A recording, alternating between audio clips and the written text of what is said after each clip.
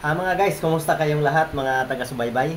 Kahit na hindi taga-subaybay, kung mapadaan ako sa mga wall ninyo, ito, pakinggan nyo itong aking haka-haka. Aking naisip, sino ba talaga si algorithm? Pwede ba talaga natin makita si algorithm? Sino ba siya? Ito para po sa mga baguhan, wag po kayong mawala ng pag-asa kasi baka mamaya nananaginip na lang kayo kakaisip nyo kay algorithm. Sino ba talaga siya? Marami naman tutorial. Hindi ako tutorial. Pero sa aking pananaw, sa aking isip, at lahat tayong nag-turn on ng ating profile, di ba gusto natin mag-vlog. Siyempre, i-turn on mo yung iyong profile o page o YouTube channel. Aprobahan ka ni Facebook. Ha? Hindi naman lahat na nag-turn on maaprobahan eh. Mag-antay ka muna ng pinag-aralan muna ni Facebook yan o yun ni YouTube ang iyong pakay kung ano ba talaga. Baka may record ka. Ganun po.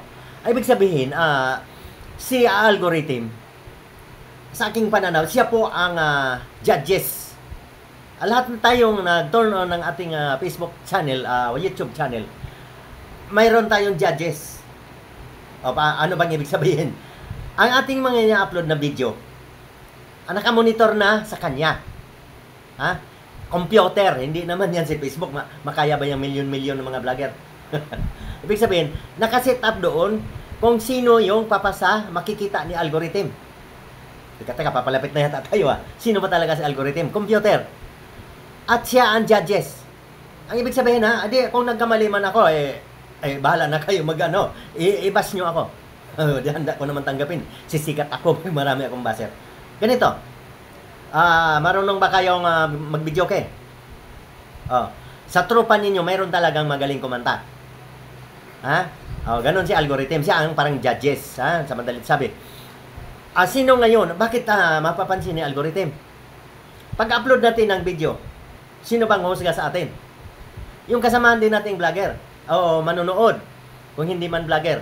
Pag napadaan ka sa wall ng mga cellphone nila, akin, kahit ako pag napadaan nila sa akin, napakagandang video talaga, napapabalik ako ganun.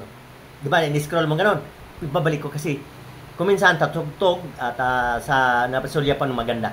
Ibig sabihin, pag binuksan mo yon, malamang million views yun. Napansin na yun ni algorithm. Ibig sabihin, ang unang-una pala makadetect, tayong mga audience o mga vlogger. Tapos, si algorithm kasi, nakasit up doon yung lahat ng nag-upload ng mga video kung sino ang marami ng views. Yun si algorithm yung nakarating na sa kanya kasi maraming views ka, nag-viral ka na. Yun, napansin ka na ni algorithm ngayon. Kaya yun po ang ibig sabihin, porque tayo ay baguhang vlogger, din at natin makilala si algorithm. Naginip na lang tayo. Sige tayong dasal. Tapos hindi naman tayo sisikap magawa ng mga video. Wala tayo, di talaga natin makita sa algorithm. Kaya importante, sipag lang at saka diskarte. Ako hindi ko pa nakita sa algorithm. Di pa ako nakita ang ating mga video kasi hindi pa ako nag-viral Yung pag nag-viral ka kasi nagkaroon ka ng million views na maganda talagang video mo. Yun ang sinasabing napansin ka na ni algorithm. At malamang, doon na rin nakasalalay ang iyong sweldo.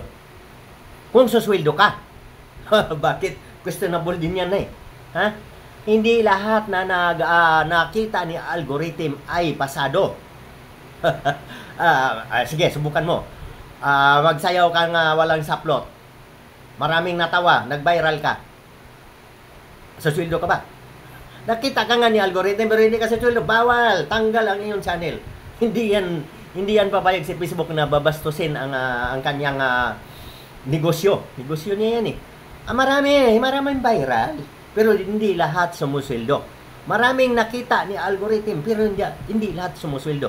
Kaya po, wag po tayong magmamadali. At hindi man tayo napansin ni algorithm. Kasi iba talaga, kailan kaya ako mapansin ni algorithm? Ang unang-unang makakita niyan, ang audience natin at ang mga vlogger. Pag nakachamba talaga tayong magandang pagkagawa ng video, isi-share niya yan. Alam mo ba ang pag-share? Wala na masyadong nagsishare ngayon. Bakit? Akong lahat na vlogger, matatakot, masisira. Ba't naman masisira? Mapupuno, takot kayong mapuno. Kung i-share niyo ako, pumunta na ako sa ano niyo, profile. Kasi automatic pupunta sa profile yun. Pagkatapos ninyong i-share, di pumunta na ako sa profile nyo. Puntahan nyo naman na doon sa profile nyo. Ano nyo ako, i-delete nyo na ako doon. Para hindi mapuno. Ibig sabihin, kumalat na yung video ko. Oo, alam nyo na ba ang gagawin? Alam nyo na yung, kung i-share nyo ako ngayon. Ganun lang po. Ginagawa ko rin yan sa aking mga kaibigan na nagbablog, lalong-lalo na yung wala mga views. Pwede po yon. Hindi po tayo, wag lang pong lagi-lagi, magagalit din si Facebook. Minsan lang, pero buburahin po ninyo. Kasi pupunta kasi yan sa profile natin eh. Akala tuloy ni Facebook, nag-upload ka ng hindi sa'yo. Kaya po wala na po masyadong nag-share kasi natatakot. Alam ninyo, kung naka-million views ka, yun na nga, yun si algorithm na ang nag-aalaga sa'yo. O saan nag-uumpisa yun? Doon din sa mga audience at saka kagaya sa atin na mga nagbablog din. Kung nakagawa ka talaga ng magandang video, yun na. O hindi natin nabahan ng ating kwento, baka paulit-ulit na tayo. Gusto niyo ba makilala sa algorithm? Ako, monetize na ako sa aking profile.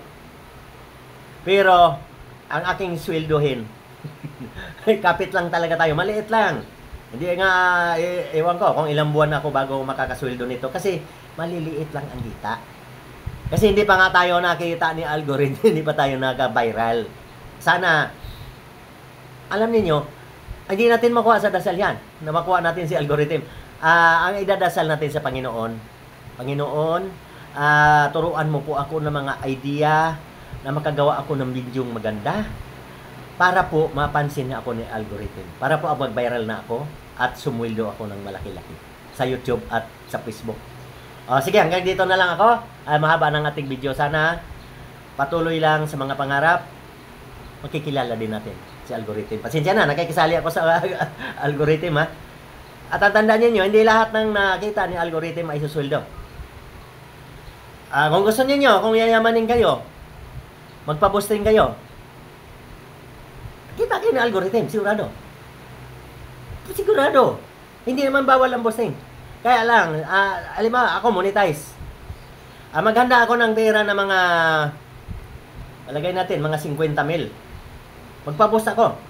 Sa YouTube, sa aking page, sa aking profile. Pwede. Pero, lugi ka. Bye, lugi ka. Hinday. Siyempre, kinukompute na Facebook niya. Negosyo din niya yung boosting eh. Lugi. Kasi, ang ibabayad sa'yo, kung konti lang, nako, doble lugi mo dyan. Sige, hanggang dito na lang. Wag mo tayong mamadali na makita si algorithm. Ibibigay din yan sa atin pag nakagawa tayong magandang video. Ingat tayo, patuloy lang sa pangarap.